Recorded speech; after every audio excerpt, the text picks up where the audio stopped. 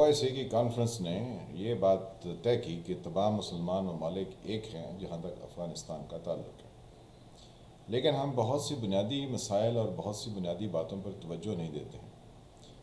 United nation का क़याम second world war के बाद हुआ और उसने एक करारदाद अभी अफ़गानिस्तान के बारे में 20 साल पहले पास की थी कि ये एक दहशतगर्द ख़ित्ता या एक कतई ज़मीन है और यहाँ पर दहशतगर्दी परवान चढ़ती है। इसलिए अफ़गानिस्तान में कोई भी ऐसा काम या कोई भी ऐसी एक्टिविटी जब तक बैनुल-अक़वामी बिरादरी उसको अप्रूव नहीं करेगी तब तक वो नहीं चल सकती। तो इसका जो बैंकिंग सिस्टम है, यानी पैसे की तरसील के रकूम बाहर से आनी और यहाँ पर लोग उसको एक बैंकिंग के निज़ाम के तहत रिसीव करें, वो यूनाइटेड नेशन से होनी है। यूनाइटेड नेशन में कुछ लोगों की चौधराहट है, यानी 5 वो ममालिक हैं जो उसके परमानेंट सिक्योरिटी काउंसिल के मेंबर हैं। तो उनमें से कौन ऐसा मुल्क है जो कि उसकी मुखालफत करेगा? अगर 4 उसके हक़ में हों और अमेरिका ये कहे कि जी ये नहीं हो सकता है, तो वो वीटो हो जाएगा और ये बैंकिंग सिस्टम अफ़गानिस्तान में नहीं चलेगा। आज 3 माह से ऊपर अफ़गानिस्तान में तालिबान की हुकूमत को हो गए हैं, तो मासवा ये कि वो एक यानी पैटी इश्यूज़ पर जो है वो सारे मामलात चला रहे हैं। उन्होंने कौन से ऐसे ठोस इक़दाम किए हैं कि जिसके तहत वो इस मुल्क को एक लेजिटिमेट हुक्मरान का तसव्वुर दे सकें। जहाँ तक हमारे पाकिस्तान की बात है, तो हमारे वज़ीर-ए-आज़म साहब ने तकरीर करते हुए कहा कि वो अमेरिका बहादुर जो है वो उनके कोई 9 बिलियन या $9.5 बिलियन जो अफ़गानिस्तान के हैं वो उनके हवाले कर दे। तो क्या दुनिया इतनी ही सादा है कि ये सारी बातें वो इसी तरीके से करती है जैसे कि हमारे वज़ीर-ए-आज़म साहब फरमा रहे हैं या हमारी पब्लिक ओपिनियन बनाई जा रही है?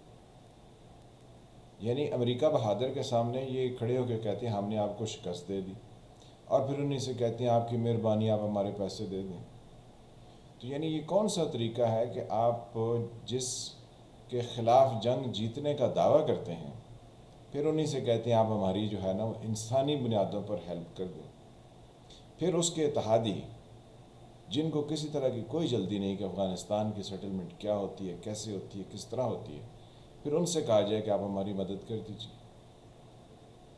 हमने कहा कि तालिबान ने ग़ुलामी की ज़ंजीरें तोड़ दी हैं और अब उन्होंने आज़ादी हासिल कर ली है, तो फिर जनाब हम बकाया चीज़ों के बारे में तो कोई कैलकुलेशन नहीं रखते। चलें, उस वक़्त कैलकुलेशन नहीं थी, वैसे तो उससे पहले होनी चाहिए थी।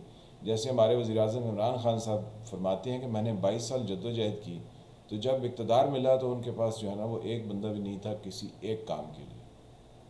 तो यहाँ तालिबान की हुकूमत के लिए हमने कहा जी ये तो हमारे दस्ते बाजू हैं, ये हमारे बच्चे हैं, तो फिर जो है वो उसके बाद और फिर हमने ये भी कहा कि ये TTP को जो है ना वो हमारे ख़िलाफ़ नहीं चलने देंगे।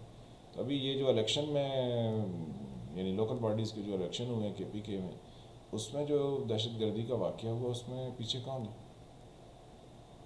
तो अफ़गानिस्तान के बारे में हमने कोई चीज़ जो है वो पहले से प्लान नहीं की हुई है। हम हिट एंड ट्रायल मेथड यानी जाइए कीजिए, चल गया तो तीर, ना चला तो तुक्का, तो हम उस तरीके से अफ़गानिस्तान के मामलात को चला रहे हैं क्योंकि पाकिस्तान इसी तरह के इक़दामात से चलाया जा रहा है। मैं पहले भी कई दफ़ा ज़िक्र कर चुका हूँ कि पाकिस्तान की डेवलपमेंट का या पाकिस्तान ने कैसे तरक्की करनी है, इसके कौन कौन से ठोस इशारे हैं जो कि आगे तेज़ी से बढ़ेंगे और इस मुल्क की तरक्की के ज़ामिन बनेंगे, हमने उसके बारे में कभी कोई गुफ्तगू नहीं की और कभी हमने कोई चीज़ सामने पेश भी नहीं की। और हमारे यहाँ कभी किसी से पूछा नहीं गया कि पाकिस्तान की तरक्की के कुछ 2-4 तो ऐसे चैप्टर्स बताइए कि जिनके ऊपर चल कर पाकिस्तान तरक्की कर सकेगा। तो अफ़गानिस्तान के लिए हम जो है वो ये जानते हैं, लेकिन फिर भी हम अमेरिका से कहते हैं हमारी मदद करें, हम यूरोपीय यूनियन से कहते हैं हमारी मदद करें। तो जितने ये ममालिक हैं जिन्होंने अब कुछ थोड़ी बहुत रकूम के लिए प्लेज किया है, तो वो किस तरीके से आएंगे? वो अफ़गानिस्तान में डायरेक्ट पहुँचेंगे या वो पाकिस्तान में लैंड करेंगे? तो अगर पाकिस्तान में लैंड करेंगे किसी तरीके से भी, तो क्या आया वो अफ़गानिस्तान में पहुँच पाएंगे? तो ये सोचने के जो है वो सवालात हैं और इस पर जो है हम OIC की कॉन्फ्रेंस पर जो इक़दामात उठाने का कहा गया है उसको शकूक व शुबहात की नज़र से देखते हैं, क्योंकि امریکنز اور امریکنز کے جو اتحادی ہیں ان کی مرضی کے بغیر کچھ نہیں ہو سکتا. ہمارے دوست سعودی عربیہ نے اس ضمن میں کوشش کی اور پاکستان سے کہا کہ آپ اس کانفرنس کا انعقاد کیجیے تاکہ افغانستان کے مسئلے کو حل کیا جا سکے. لیکن افغانستان کا مسئلہ کوئی آج 1-2 سال یا 1-2 ماہ کا تو نہیں ہے, یہ تو پچھلے 40 سال کا ہے.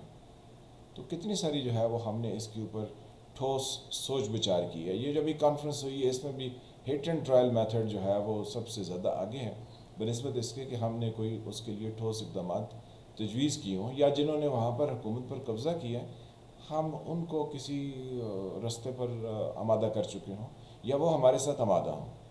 نہ ہم نے ان کو آمادہ کیا نہ وہ ہم سے آمادہ ہیں. تو ہم ایک کنفیوژن اور ایک اٹر اسٹیٹ آف کیوس میں جو ہے وہ افغانستان کو دیکھتے بھی ہیں, اور افغانستان انفیکٹ ہے بھی.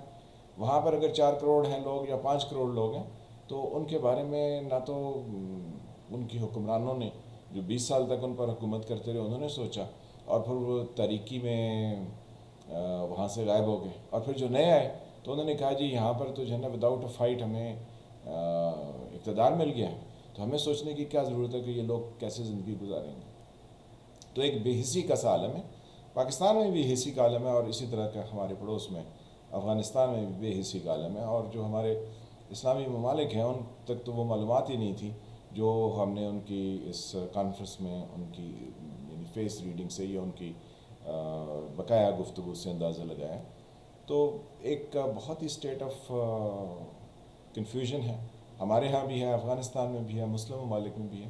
تو جب تک یہ کلیئرٹی نہیں ہوگی, روڈ میپ جب تک کلیئر نہیں ہوگا, تب تک ہم کسی بہتر نظام کی طرف نہیں بڑھ سکیں گے, اور نہ ہی ہم اس خطے میں کوئی بہتر تبدیلی کے اقدامات کو روشن کر سکتے ہیں یا امکانات کو پا سکتے ہیں.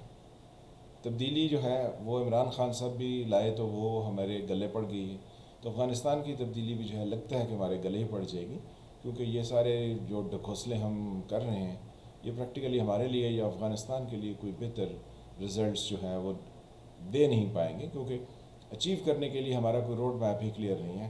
ہم جو ہے وہ منتیں سماجتیں کر رہے ہیں, اور ہم جو ہے وہ ایسی لیم ایکسکیوزز دے رہے ہیں کہ جو پریکٹیکلی دنیا میں ایسا ہوتا نہیں.